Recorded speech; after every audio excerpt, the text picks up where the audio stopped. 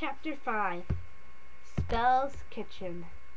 Ginger's Miracast show, Spell's Kitchen, was shot inside the cooking classroom.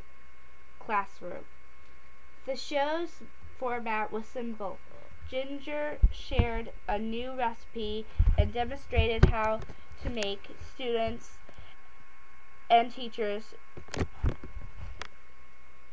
could watch live if they wanted, or they could download the show and watch it at their convenience.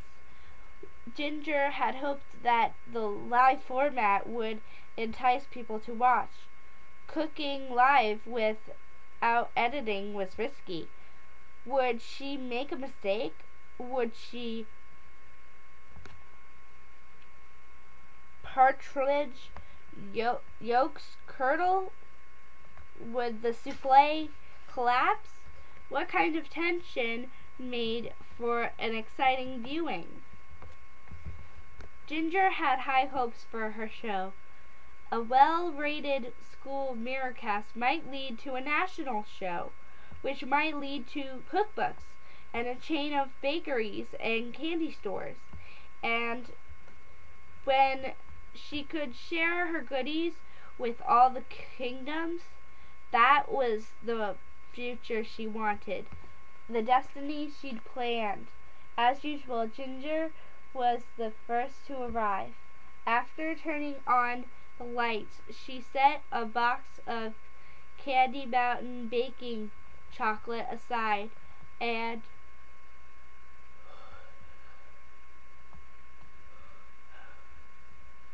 then she measured various ingredients into little containers and set them on the counter. She collected the bowls, pans, and utensils. She made sure everything was clean and that the stove was gleaming. Unlike hosts of other cooking shows, Ginger didn't cook ahead of time and leave the final product sitting on the oven ready to eat. There was no need, because the classroom's oven was fueled by a dragonflyer, which meant it cooked everything extra quickly. The flame was greeted with a magic spell, so it never exhausted. After everything was ready,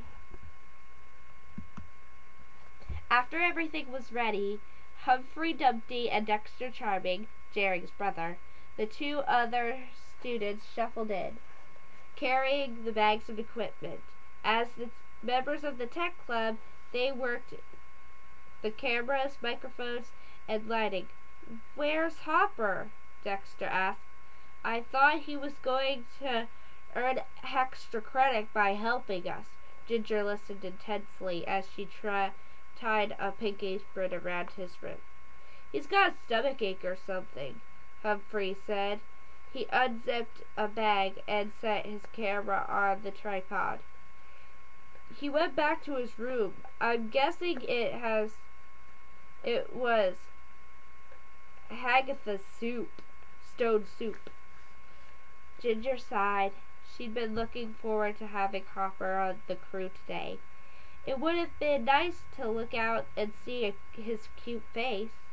If Hopper did have a stomachache, Ginger suspected it was from hurt feelings, though Hagatha's cooking had been known to cause digestion issues. "Don't start without me." "Don't start without me," a voice announced. Blondie Locks, daughter of Goldilocks, burst into the room, her ever-present mirror pad in hand. "Am I late? I was busy chasing a fable. Of course, I can't tell you what it is. You'll just have to watch my show." She bounded between the cameras, her curls bouncing. Like Ginger and daring, Blondie also had a Miracast show. It was called Just Right, and it was the up-to-date minute source for everything juicy at Ever After High. Secret romances, royal dramas, or rebel plans. Blondie uncovered whatever was trying to stay hidden. When not in class, she could be found snooping around the halls, eavesdropping, and peering through windows whenever it could do the latest scoop.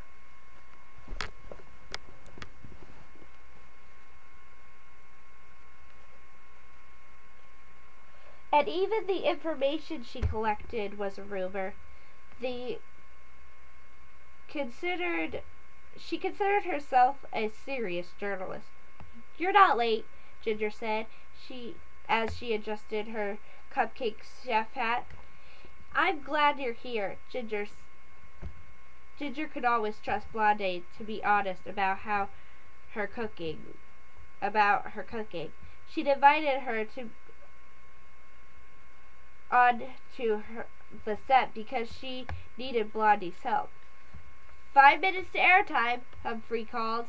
As he plugged in the cord, it got tangled around his skinny legs. Everyone gasped as he face planted into the floor. The room went silent. Humphrey rolled over and felt his head. "I'm okay! Nothing cracked! No need to call the king's horses or the king's men." Everyone sighed with relief. "I'm so glad you could help me today," Ginger said, as she handed a creamy yellow apron to Blondie. "The recipe is a bit complicated." That wasn't exactly true.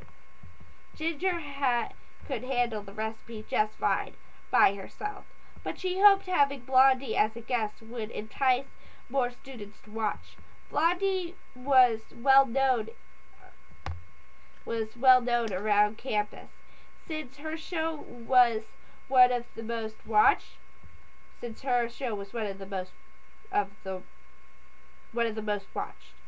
"Well, I'm not a very good cook, but I can tell if something is too hot or too cold," Blondie said with a smile.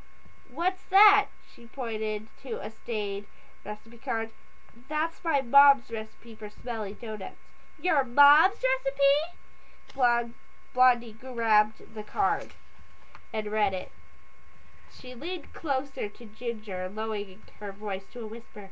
"Are you serious? It says these donuts turn whoever eats them into pigs." "Don't worry," Ginger whispered. "Don't worry," Ginger whispered back. She pointed to the card. "Look, I crossed out the part about the pig poison.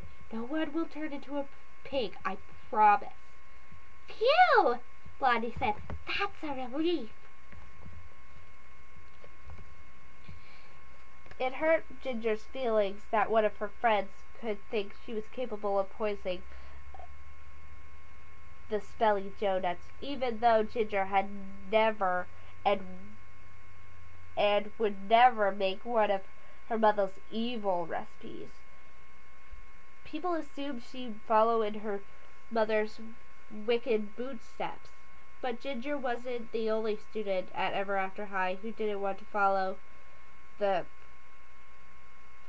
precedent path of villainy. "1 minute," Humphrey warned. "What do I do?" What do I do?" Blondie asked.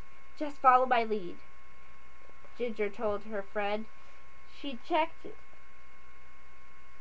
to make sure everything was in order. Then she flipped her ponytails behind her shoulders, smoothed her apron, and looked directly into camera 1. Humphrey raised his hands. "Lights, camera, action!" Theme song music filled the classroom. Ginger blinked for a moment. Her eyes adjusted to the spotlight. As she began to speak, the music faded. "Welcome to Spell's Kitchen, where good food and secret ingredients to happiness. My name's Ginger Breadhouse, and today my friend Blondie Locks is going to help me make a fabulous batch of smelly donuts." Blondie waved. The show progressed without a hitch. The two girls mixed the ingredients and formed the dough, then plopped small balls of it into the deep fryer. They melted and baked chocolate and baking chocolate over a gentle dragon flame, and melted the baking chocolate over a gentle dragon flame. The key to these donuts is, of course, the jam, Ginger explained. You could choose any flavor jam you like, but I'm using Fairy Berry because it's my most people's favorite. After filling each donut with jam, Ginger dipped them into the chocolate socks. Hex this out. She set out a glass plate, offering it to Blondie. Are you sure I'm not going to turn into a pig? Are you sure I'm not going to turn into a pig? Blondie whispered. I promise. Ginger looked out to the crew. Dexter and Humphrey licked their lips. Too bad Hopper wasn't on the ladder, tending to the spotlight. Ginger would have made a spelly donut just for him. Eating something delicious might have made him feel better about the whole kissing booth fiasco. At the very least, it would have sugar-coated his disappointment. Hesitantly, Blondie held the donut to her lips and took the tiniest bite. Yum! It's good, she said. Then she put a hand to her nose. Was it checking for a snout? Blondie sighed in relief and took another bite. These are the most excellent donuts I've ever eaten! Ginger smiled proudly, then looked into the camera. If you want the recipe, you can crowd-load it on your mirror phone using the Spell's Kitchen app, she said. I'd like to thank today's special guest, Blondie Locks. Scrumptious!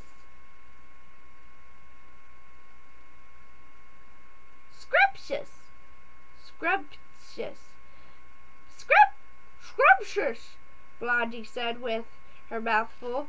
Ginger waved at her virtual audience.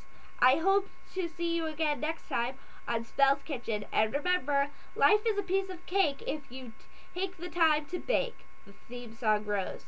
And that's a wrap, Humphrey announced. Good show, everyone, he said. He and his crew turned off the lights, wound up the cords, and helped themselves to spelling donuts. Ginger set one in a to-go box, handed it to Humphrey. Would you give this to Hopper if you see him? Sure, he said, wiping Fairy Berry jam from the corners of his mouth. Then Humphrey, Dexter, and the rest of the tech crew left the cooking classic room. Blondie sat on the edge of the counter, mirror pad in hand. I'll see how many viewers you